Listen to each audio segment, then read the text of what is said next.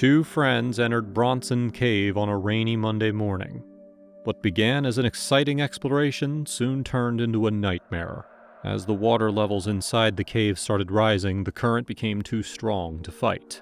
Trapped deep underground, separated by rushing water, one of them was swept away, and the other clung to a ledge, fighting for his life. Rescuers faced nearly impossible conditions to reach them. What happened next is a story of struggle to stay alive. Donaldson Cave, also known as Bronson or Shawnee Cave, is a fascinating underground system located in Spring Mill State Park, Indiana. Managed by the Indiana Department of Natural Resources, this cave is part of a larger network of caves and streams that span over 8,000 feet in length. The water flowing through Donaldson Caves comes from a stream that originates southeast of the park and flows through Twin Caves and Bronson Cave before reaching this impressive destination. Access to the cave begins at the Bronson Cave entrance and ends at the Donaldson entrance. The cave's passages are usually ankle to knee-deep in water, but in some sections you will need to swim or float. For safety, it's best to visit when the weather is dry, as the cave can flood during high rainfall or rapid snowmelt. To enhance safety during exploration, it's recommended to wear a personal flotation device, also known as a PFD. Visitors can enjoy a scenic hike to the entrance of Donaldson Cave, which sits beautifully on a shaded hillside, with cool water flowing from the cave into the stream below. Though the cave itself is an adventurous experience, the surrounding park offers plenty of amenities for those looking to make a day trip. Spring Mill State Park includes hiking trails, camping, boating, fishing, and attractions like the Pioneer Village, Virgil Grissom Memorial, and a nature center. To explore Donaldson Cave, visitors must enter through the park's main gate, and a gate fee may be required. Planning ahead is essential. It is ideal to park at the Donaldson Cave lot and then have so-called after-close ready. A second vehicle for a shuttle is suggested to avoid a long hike to the Bronson entrance via Trail 3. For those unable to enter the cave, the stunning views and nearby activities make this location a great adventure above ground as well. In 1985, on the morning of Monday, July 1st, two young men, Michael Hall, age 25, and Roman Lazowski, 24, arrived at Bronson Cave in Spring Mill State Park near Bloomington, Indiana. The weather was far from ideal. It had rained steadily through the night, and the rain continued as they prepared to enter the cave. Despite the conditions, their enthusiasm for caving was undeterred. Lazowski had explored Bronson Cave before, and his familiarity with the cave gave them some confidence. However, their preparation was minimal. Dressed in nothing more than shorts and tennis shoes, and armed with simple flashlights. Their plan was to follow the underground stream from Bronson Cave, a known inlet, all the way to the Donaldson Cave entrance, where the water exits. The cave system is famous for its winding passages and beautiful rock formations, but it also presents significant challenges. The rain made the cave environment even more unpredictable, raising the risk of flash floods and slippery terrain.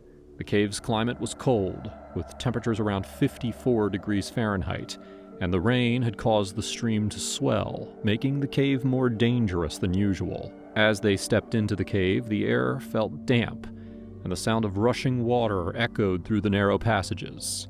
Despite the conditions, Michael and Roman were driven by a deep thirst for exploration. The sense of adventure and the unknown drew them in, even though their gear was not suited for the potentially dangerous environment. For them, the thrill of discovery outweighed the risks. But the cave, especially in such wet conditions, was not forgiving. Their decision to enter during a rainstorm would soon prove to be a dangerous one, as the cave's stream was flooded, posing a significant threat to their safety. About halfway through their trek, the stream became more intense, forming waist-deep rapids. Excited at first, the two cavers, quote-unquote, rode the rapids for a few minutes, enjoying the rush of adrenaline. But their thrill quickly turned to fear when they encountered an enormous set of rapids. This time, the force of the water was too powerful to control. Realizing the danger, Hall and Lazowski attempted to turn back, but the sheer force of the current made it impossible. They were trapped. With no choice but to continue downstream, they pressed on. Almost immediately, the water overcame them. Lazowski was swept away, but he managed to grab onto a ledge, pulling himself out of the raging current. He called out to Hall, hoping his friend could make it to safety. Hall, seeing no other option, jumped into the water, but the current was too strong. He was swept past Lazowski, his body battered against the cave walls. Lazowski watched helplessly as Hall's flashlight stuck up out of the water while his friend disappeared beneath the surface. They were lucky because they were only about 300 feet from the Donaldson Cave entrance. After being pushed around by the water for about 30 seconds, Hall was washed out into the daylight. He was breathing heavily, grabbed a railing near the cave's exit, and pulled himself to safety.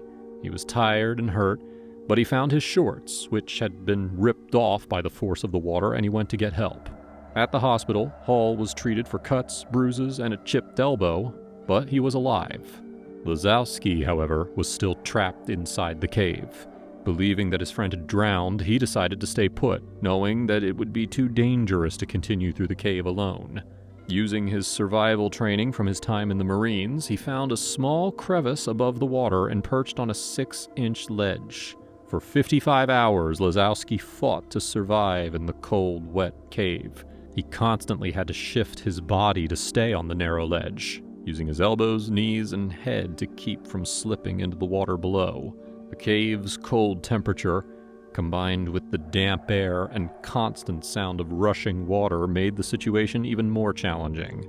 He shouted for help occasionally, but was afraid to fall asleep, fearing that he might slip into the water or miss a potential rescuer. Outside the cave, rescue efforts were underway. When Hall came out from the cave, emergency crews knew that Lazowski was likely still alive and trapped somewhere near the Donaldson Cave entrance. However, the heavy rainfall had caused the water levels inside the cave to rise, making any rescue attempts extremely difficult. A canine unit was brought in to search downstream in case Lazowski had been swept out without being seen, but no trace of him was found. Rescue teams of experienced cavers, emergency service personnel, and volunteers gathered to help. The conditions inside the cave were dangerous, with the high water and rapid flow making progress almost impossible. On Monday night, a group of rescuers wearing wetsuits entered Bronson Cave but could only make it 600 to 800 feet before being forced to turn back. The water was simply too strong. Early Tuesday morning, another team entered Donaldson Cave from the opposite direction, hoping to reach Lazowski from upstream. However, they were stopped just 100 feet in, where the ceiling dropped almost to water level, leaving no way to pass. The rescuers then tried to dig into Donaldson Cave from an adjacent cave, but this too proved unsuccessful. Finally, they managed to drill into the cave passage from above, hoping to create a direct route to Lazowski. In the early morning of Wednesday, as a rescue team worked near the low ceiling of Donaldson Cave, a light shone through the darkness, revealing Lazowski's location. The mission to recover his body turned into a rescue operation. Rescuers told him to stay calm and conserve his energy as the water was still too high for them to reach him. Using a bullhorn, they maintained voice contact to keep his spirits up. By around 5 p.m. that day, Steve Collins, one of the rescuers, was able to squeeze through the low ceiling and reach Lazowski. Collins was on the other side of the stream from Lazowski, but a rope was quickly brought up. Collins threw one end of the rope to Lazowski, who, even though he was very tired, tied it to a rock on his side. As rescuers pulled Lazowski across the stream, the rock on the near side of the cave fell, causing both men to be swept away by the current. Luckily, Collins was caught by an attachment on the far side, while Lazowski was grabbed by rescuers waiting downstream. Lazowski was given a wetsuit top and helmet to protect him from the cold, and was carefully hauled up the crevice above the stream. He was then passed along a Tyrolean traverse, a type of rope system used to move people across dangerous terrain, and finally brought to safety at the cave entrance around 8 p.m. After spending 55 hours trapped in the cave, Lazowski was taken to the hospital, where he was treated for hypothermia and dehydration. Despite the terrifying ordeal, he suffered only minor cuts and bruises, a testament to his determination and survival skills. The key lesson from Roman Lazowski's survival is simple but powerful. He survived because he refused to give up. Trapped in the cold, dark cave for 55 hours without food or water and constantly at risk of hypothermia, Lazowski endured conditions that should have overwhelmed him. His body was chilled from the moment he entered the cave, and the cold, damp air constantly sapped his strength. From a physical standpoint, it seemed almost impossible for him to last that long. But survival is not just about the body. It's about the mind and the will to keep fighting. Lazowski lived because he made the decision to survive. Throughout his time in the cave, Lazowski's determination never wavered.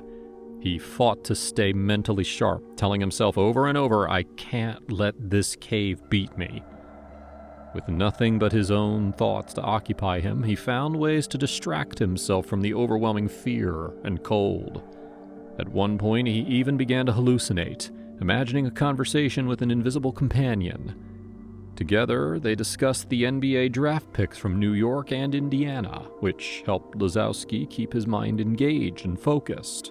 When his leg fell asleep from sitting on the narrow ledge for so long, he pounded on it until the feeling returned.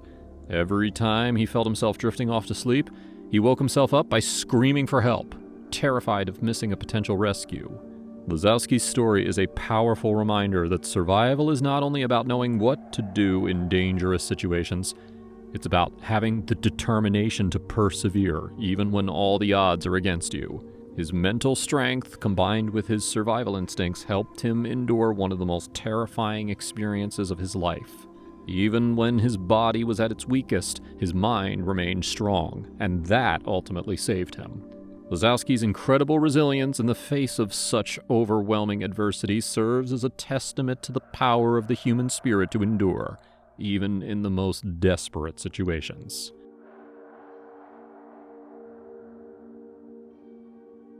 If someone invited you to visit a place called Gollum's Cave, would you go?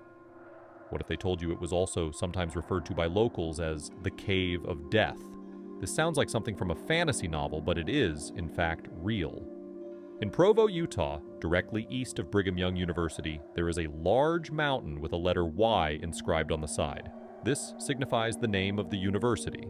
This scenic mountain, creatively called Y Mountain, may look tranquil, but it hides a dark and haunting secret, the cave known as Gollum's Cave.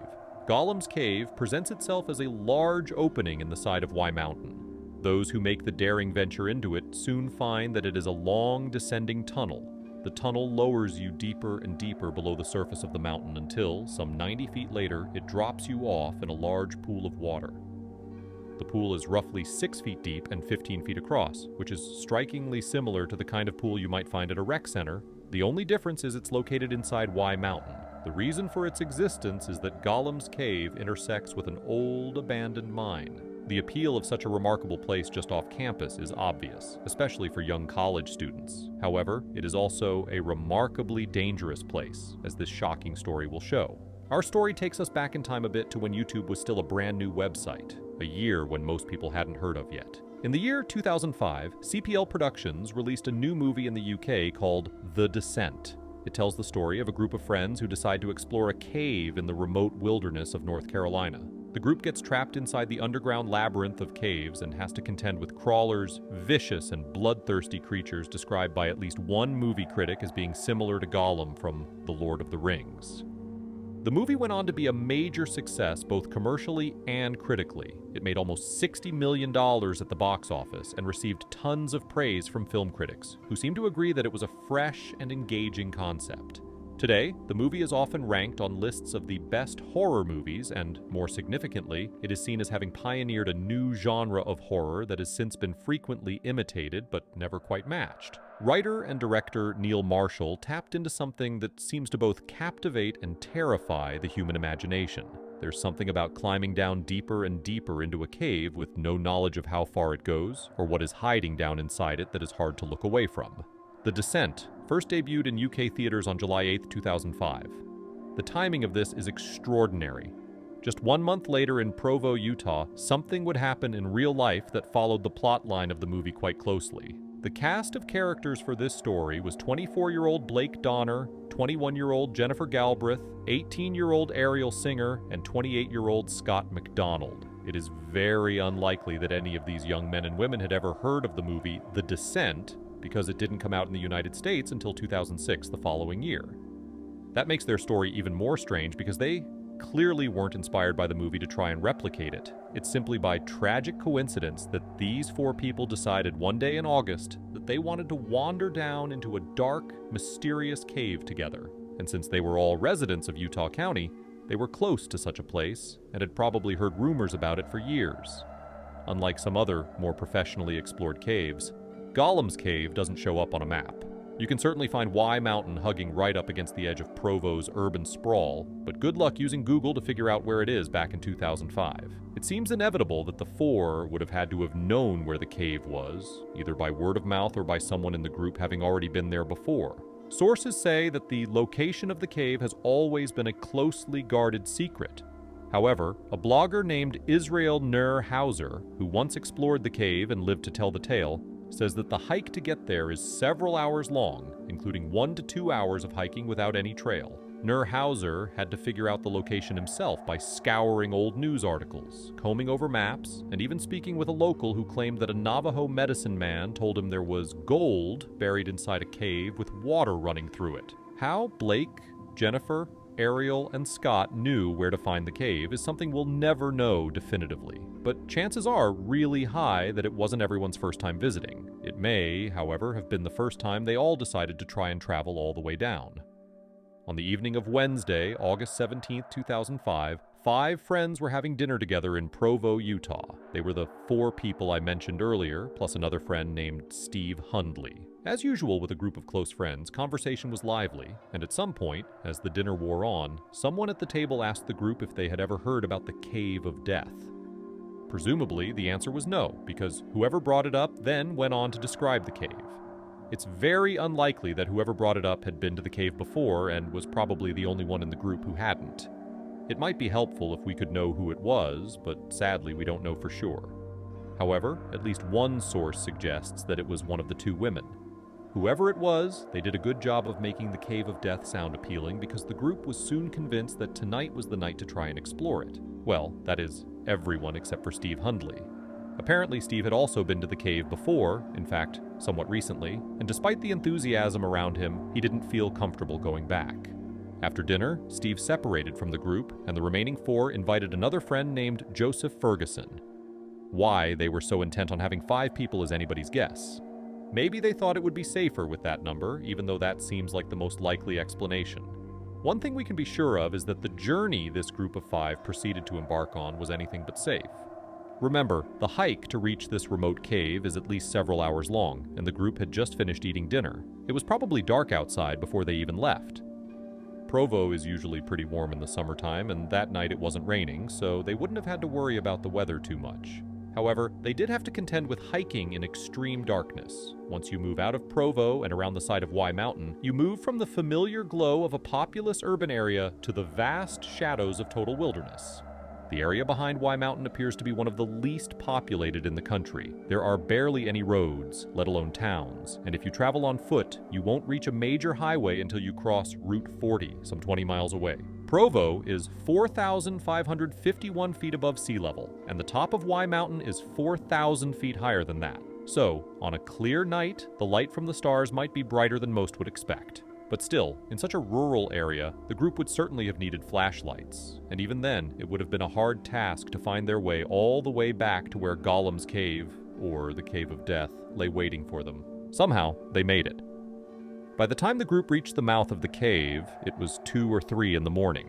It was at this point that Joseph Ferguson, the 5th friend who they invited after dinner, decided he'd rather not go inside. There appear to be some conflicting reports about this. It's possible that he initially went into the cave, but then turned around at some point. Either way, what we know for sure is that Joseph ended up waiting outside while the other 4, Blake, Jennifer, Ariel, and Scott, descended. At this point, we have to rely on Joseph's testimony of what happened. He claims that after about 45 minutes, he started to get worried. He says he called some friends who he knew were familiar with this cave and asked for advice.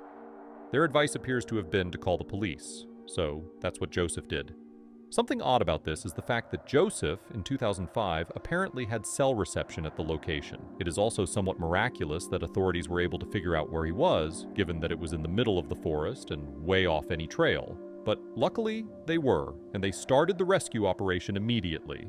The crew used pumps to send air into the cave and to remove some of the water from the pool at the bottom. After some time spent doing this, they were able to see all 4 bodies, dead, floating, and facing the same direction. All 4 were at the opposite end of the pool, facing the entrance. This haunting image poses many questions, which we'll get to in a moment. But at the time of the discovery, all anybody could think about was the indescribable horror of this discovery. 4 young friends had all died shocking deaths right next to each other. As soon as news of the tragedy spread across Utah, city officials ruled to have the cave sealed off to prevent anyone else from meeting a similar fate. Today, there is a sign at the location to commemorate Blake, Scott, Ariel, and Jennifer. This is one of the most devastating cave accidents in modern U.S. history. What makes it even more troubling is that we have even less information than normal when it comes to explaining what happened. Unsurprisingly, the Utah County coroner ruled all deaths as accidental drownings. But why did they drown? As I mentioned earlier, the pool at the bottom of Gollum's cave is roughly 6 feet deep. This sounds virtually harmless, until you take into account that this is also roughly the height of the chamber the water sits in. Depending on the water level, there might be only a little bit of headroom just below the cave ceiling, or there might be none at all.